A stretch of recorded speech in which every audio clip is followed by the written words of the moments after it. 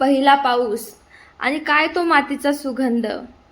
वाह, एकदम नाकात असा दरवळायला लागतो आणि इतकं सुंदर असं वातावरण होऊन जातं की आपल्या सर्वांच्या मनामध्ये एकच इच्छा निर्माण होते अशा वातावरणामध्ये, ती म्हणजे फक्त अशी कुरकुरीत भजी खायला.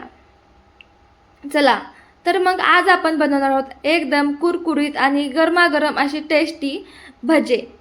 त्यासाठी आपण इथे एक कांदा असं छान बारीक बारीक लांब लांब असं कट करून घ्यायचा. कांदा कट करून झाला की त्यानंतर छान अशा हिरवीगार मिरच्या घ्यायच्या आणि सर्व मिरच्यांची नीट आतमधून एक एक सर्व असे तुकडे. लगेचच हिरवीगार अशी कोथिंबीर घ्यायची, चवीसाठी छान असते. नंतर मग कोथिंबीर पण छान अशी एकदम बारीक बारीक कट करून घ्यायची. त्यानंतर लगेचच आपला तो एक बटाटा असतो, तो बटाटा पण त्याला असं छान खिसणीने पातळ पातळ किसून घ्यायचा. सर्व बटाटा किसून झाला की सर्व साहित्य साईडला ठेवायचं.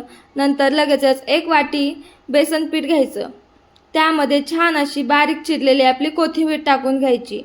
त्यानंतर लगेचच थोडासा हळदी पावडर टाकायचं, चवीपुरतं मीठ टाकून घ्यायचं आणि चवीपुरतंच लाल तिखट घ्यायचं.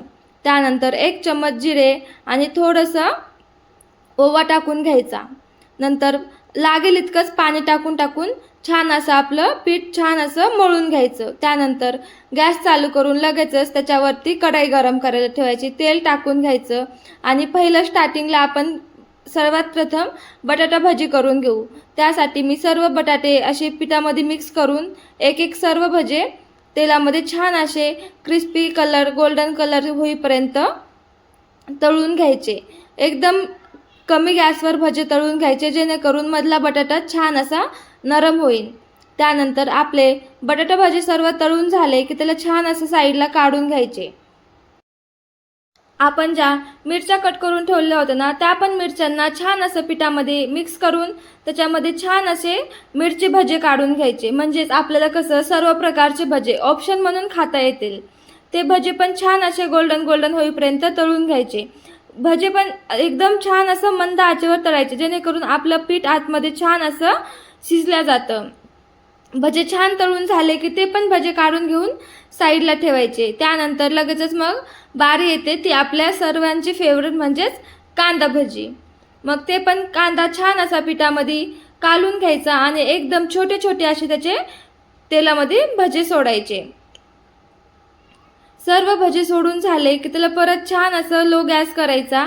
परत म्हणजे आतमध्ये कांदा असा छान सॉफ्ट होऊन जाईल. त्याला छान असं हलवून घ्यायचं, 1-2 वेळेस हलवायचं. असं छान गोल्डन रंग येईपर्यंत त्याला छान तेलामध्ये तळून घ्यायचं. सर्व भजे आपले तळून झालेले आहेत. मग सर्व एका प्लेटीत काढायचे आणि चला तयार आहेत आपले एकदम गरमागरम कांदा बटाटा आणि मिरची भजे. चला तर कसे वाटले कमेंट करून नक्की सांगा आणि व्हिडिओ आवडला असेल तर लाईक करा, शेअर करा आणि सबस्क्राईब करायला विसरू नका. चला तर तुम्ही पण एन्जॉय करा आणि आम्ही पण एन्जॉय करू. भेटूयात नेक्स्ट व्हिडिओमध्ये लवकरच.